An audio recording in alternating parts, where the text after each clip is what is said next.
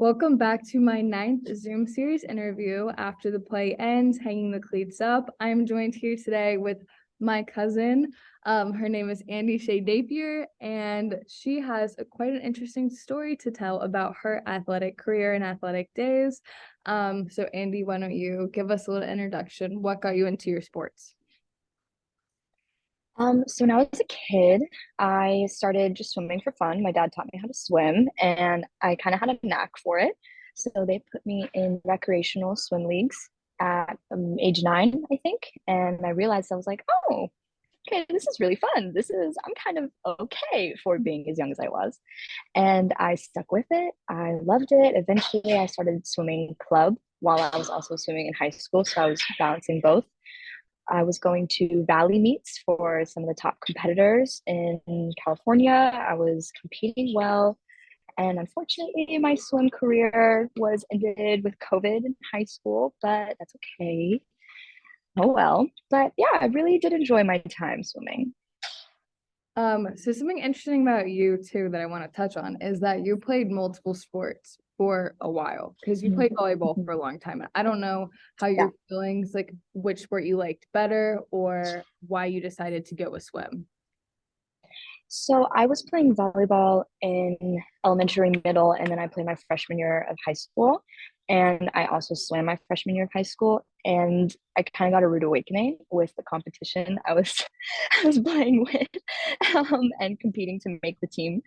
Those girls had been playing club volleyball their whole lives, and I was doing, swim clubs and rec swim. So I wasn't really where they were at as far as their level of talent. So after my freshman year, I gave up volleyball and I chose to pursue swim more seriously because whereas I was on the frosh off team my freshman year for volleyball, I was on the varsity for swim, and I was one of the only two freshmen to make varsity swim my freshman year. So I was like, we're gonna stick with the one I At got least you're varsity on. self-aware. At least you're like, oh no, like competition too good. But that's always super interesting because I was always jealous of you. Fun fact, because you played two sports. And I was like, I wish I I'm played very two good sports. at one of them. That's okay. You still It's did. okay. And for some reason, I was like, Mom, why don't you ever put me in something else? Like Andi plays volleyball and she played. I remember like having those conversations, not even gonna lie. And my mom watches these. So she's gonna be like, Hi, Gail. so it's actually really funny. But it's interesting because I feel like a lot of athletes either grow up just playing one sport and they don't Yeah. usually play too. At least the interviews that I've had already, they just have Mhm. stuck with one sport. So it's interesting to hear like both sides. Yeah. And I know you did have college offers and you did go to a Mhm. couple colleges to like look at their swim program. One of them was Piedmont. Mhm. So take us through that experience for you and why you wanted to play in college or compete in college. Mhm. So, once again, tacking on the self awareness, I knew that I wasn't fast enough to compete D1 because that level is just almost unreachable. And I was looking into some D2 schools. I toured Biola and had I had a meeting with the coach over there, and I was a couple seconds off for being able to, like, score a spot. So I was like, okay, this is a real possibility. For swimming, of course, that's not really where I ended up. It was a little out of our price range, but that's okay. And then I heard about Piedmont. I actually got an email from the swim coach over there. And then, of course, you go there. And I was like, okay, well, maybe I can check that out. So my family and I flew to Georgia and went to check it out. The coach was amazing. The facilities were nice. It just wasn't necessarily what I wanted in terms of like location of the school. And also, I didn't really know what I wanted at that point yet. Like, I hadn't even committed to ASU, which is where I initially was. So I was really all over the place. But I really got uh, to like meet the coach, sit down with him, and go through what all of that would look like. So it was much more serious than Viola's meeting. And I would have had a spot on the D3 team. It would have been the first year that it would have been going. So I was really interested in that for sure. But I just initially chose that I didn't really want to swim in college. I wanted to be able to focus a little bit more on my experience rather than the sport aspect. Also, because I knew how you had done it and I knew how much it had really like taken over, Yeah. your time at school, like soccer's everything. Yeah. Which is Mhm. crazy too, because like, oh, again, being self-aware is totally a great quality to have. I think that's perfect. But I also knew that I was not going to play Division 1. Yeah, And that's just kind of so, something that we have to figure out early in the game. yep. And so like when I went and played Division 3, I was like, perfect, I get to balance school and sports, but like even Division 3 was a big commitment. Like Yeah. I remember being like, oh my gosh, I'm not in class literally half the time during fall semester. And a lot of people like can't do that. Luckily, like I had a pretty easy schedule, so I could, but like that's still a huge commitment. Um, but yeah, so take us through your emotions deciding not to play. Like, how is that grieving process for you that you were no longer playing a sport, or was it honestly fine? Well, at first it was a little bit disappointing because, as you know, like on my dad's side, my dad and uncle played NAIA baseball and loved it, And then we have just a couple family members who are athletes and college athletes, and I kind of wanted to be a part of that. But I was just like, it's not that, it's okay. It's okay. There are other things in college and we can look forward to, like, outside of academics, of course. Like, there's the college experience, there's your location, seeing new places. Like, I got to go to school in Arizona and in Virginia. I got to tour colleges in Georgia. I got to, like, I really got to go see a couple things. And living in Virginia, I've been loving that. So I was okay with it. Honestly, when COVID came and took away my senior year, that was really like that was more so because I didn't get to make that decision for myself, like every single athlete, like college athlete or high school athlete got that taken from them. And so that was like more disappointing, I think, because I didn't get to come to terms with it on my own. I was forced to. But yeah, it was okay. It was all right. I'm very happy with my decision. Yep. And this Zoom series is definitely supposed to be used as like a resource for anyone Yeah. thinking about playing or not playing, or deciding like, do I Mhm. want to go to a big school? Do I want to go to a small school? What kind of college experience do I want to have? And it's so great because like you can have any experience you want. And even if you like go into a Division 3 school, you play a sport, or like you, because you went to ASU first and then you decided it wasn't for you, you transferred to Liberty. So like you can literally just make your own experience the way that you Yeah. want, which is great. Um, Mhm. and before asking my next question, a quick reminder for my listeners that this is my Zoom series after the play ends, hanging the cleats up. This is my 9th episode, and I'm joined with Andi Shae. You just made me laugh. Stop. Sorry, guys. I don't know. Um, it's my 9th episode. Little fun vibing between us. We're just so silly Yeah, yeah. together. But this is my 9th episode with Andi Shae, my cousin. And we're talking about not playing in college and making that decision for yourself, which is totally okay. Mhm. So Yeah. you did decide to go to a big school, and I think it's great for some athletes because I never wanted to go to a big school. I never like Mhm. imagine that at all. Like when I was touring in high schools, I was like, no, I'm literally going to a small school. And I think you kind of wanted that big school. You wanted like at the city environment. That is what the vibe Mhm. I got from you. So what advice would you give to any current student athletes in high school thinking, do I want a big school experience? Do I want a small school experience? What would you Mm. say? So I've kind of gotten the best of both worlds because ASU is massive, of course, and then like the fifth biggest city in the US. And um, Liberty is still pretty big, especially for a Christian university, but much smaller than ASU and in the smaller towns. So I really got to experience both. I would say that location can matter. Like if it like depends on kind of your major. So like I'm journalism. I wanted to be near DC. That's why I ended up coming to Virginia. That's one aspect of why I came to Virginia. So that can play a factor. The environment you want can play a factor, whether you want, like you said, the big city or like, a smaller town. That can play a factor. But also, like you said, you didn't envision yourself in a big school. Like really listen to that because that will take you to like where you'll be happiest. Like I really did enjoy my time at ASU. I really, really did. It just wasn't for me, and that's okay.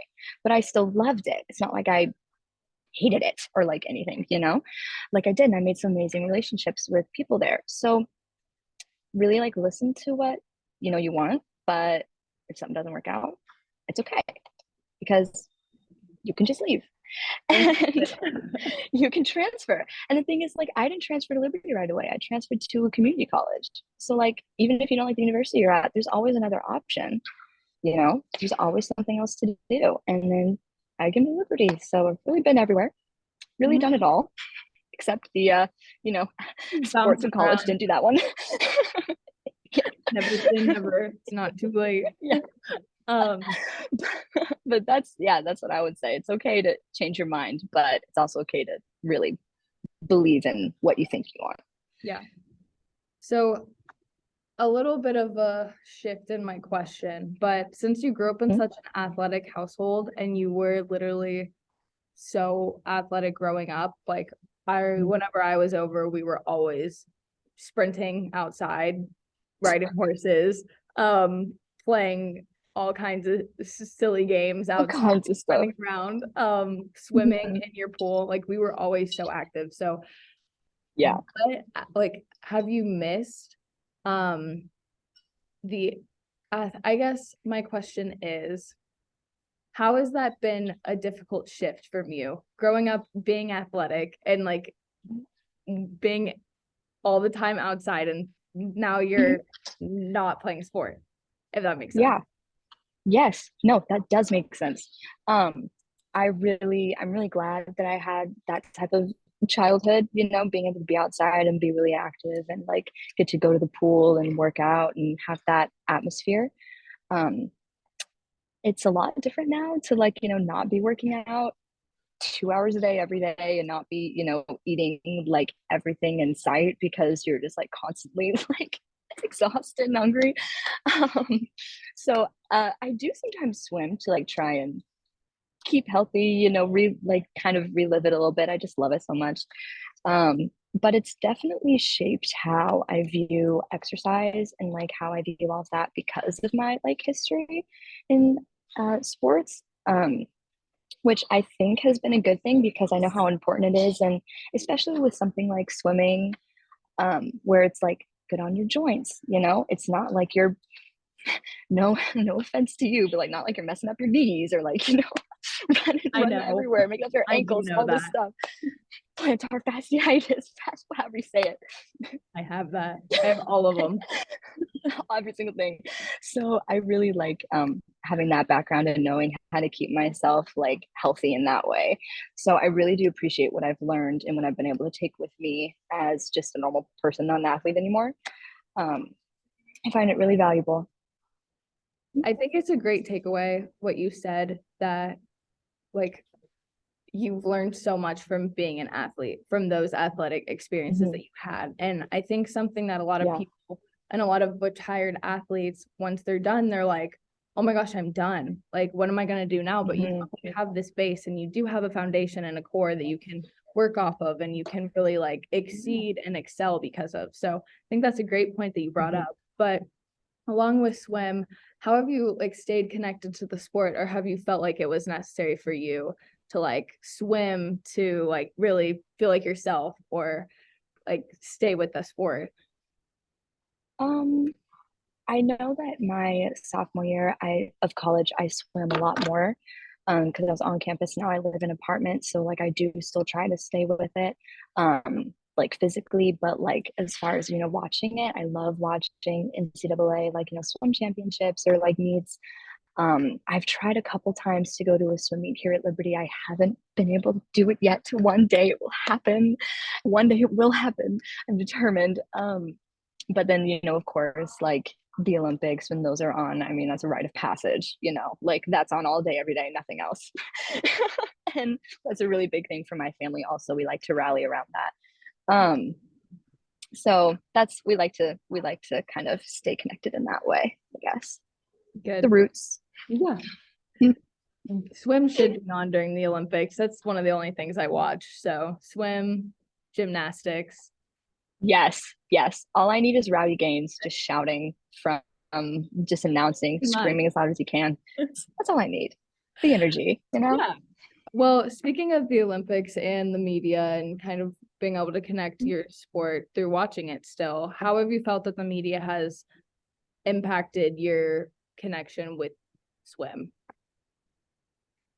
Um, I would say, I mean, like, outside of social media, um, I'm not really sure what else, but like as far as social media goes, like Instagram accounts, Mhm. following school swim teams. Like I still follow like ASU swimming, Liberty swimming, things like that.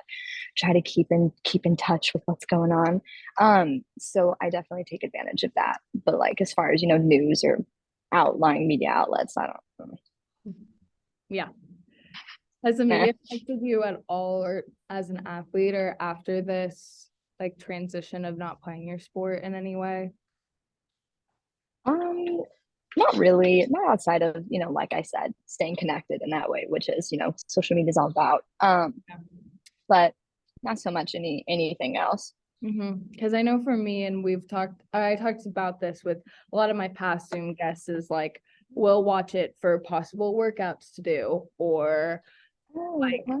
what I eat in a day stuff and kind of Mhm, keeps you connected. And then you also see like relatable posts where it's like, I saw this TikTok the other mhm. day that was like, no, I don't miss my sport. And then it was like a montage of like her scoring goals. And I was like, All the memories and videos and stuff. Yeah. I said, oh my Yeah. gosh, No, stop.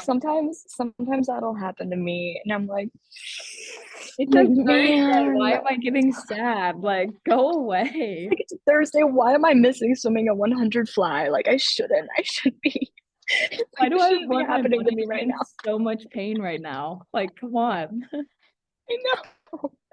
I don't know, man, but I know exactly what you're talking about. Like sometimes, something will come across and it's like I didn't need it. I didn't need that today. No, Didn't need to be crying in my like 9 a.m. Like this. for No. real. Um, anyway, well, Andy, thank you so much for joining me today. And this was my ninth episode of my Zoom series After the Play Ends, Hanging the Cleats Up, where I interview retired athletes about their experience with their sport. Thanks so much.